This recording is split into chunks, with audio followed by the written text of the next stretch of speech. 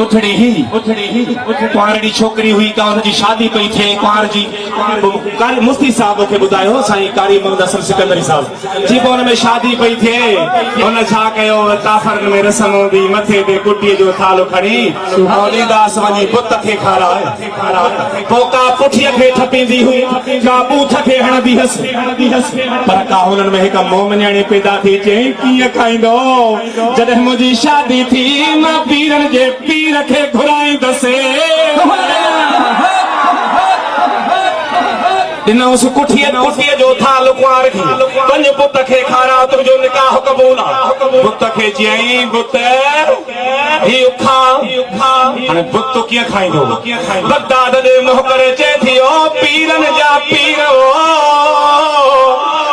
अॼु तूं बि सॾु करे ओ बि शिरक न थई गुमान न करे यार कदम भरे चो दस्तगीर बाहर कर बिलीअ जी सॾु करणो तुंहिंजो कम बेड़ो तारो दस्तगीर जो कम दिलबर दस्तगीर कारी साहब जो दिलबर दस्तगीर मकतूबात में लिखियल आहे पहुतो आहे बुढ़ी अम्मा के अम्मा हे छा थई मथे ते थाल में कुटिया छा कयां साईं खाए कारी साहब चयो त दिलबर दस्तगीर जूते में हथ विझी उलारी सिखाई थो या हणाए जी साहब जियो पुत खे सॼो थाल पुत खायो हाणे इते पोइ हाजी गुलाम नबी महेसर बि लिखियो वेठो ई शायरी खणी हाणे दामन दस्तगीर जी मां छाजे करे छॾियां दामन दस्तगीर जी मां छाजे करे छॾियां तारी दुआ तॾहिं त वेठे मुर्शिद खे पई सॼा साईं दामन दस्तगीर जी मां छाजे करे छॾियां दामन दस्तगीर जी मां छाजे करे छॾियां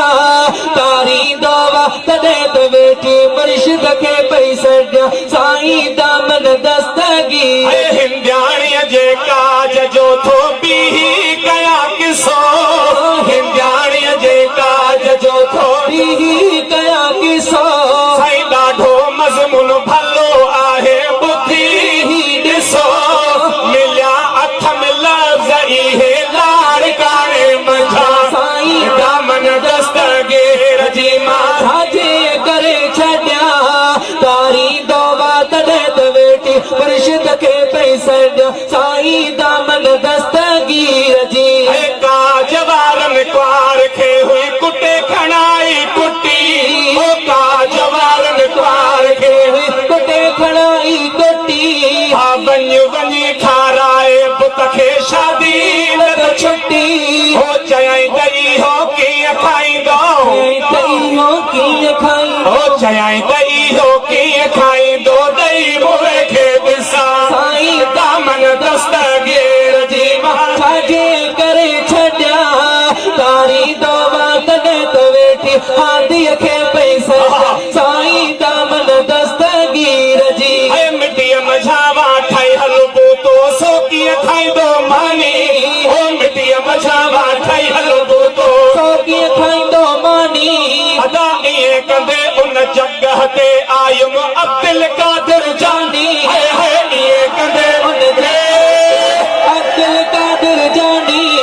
चयई त अमड़ छो थी रोई चयई त अमड़ छो थी रोई चयई त अमड़ छो थी रोई आओ थो तोखे अॻियां साईं दामन दस्तगीर जी मां छाजे करे छॾियां दामन दस्तगीर जी मां छाजे करे छॾियां तारी दुआ तॾहिं त वेठी मुर्शिद खे पई सॼा साईं दामन दस्तगीर पीरन जे जद पीर मदर में पैर मुबारक पातो पीरन जे जद पीर मदर में पैर मुबारक पातो अदा पे साहिब त साहु खणी मुझ साईं खे सुनातो चयई त वठो मानी खाई सुभान अल्लाह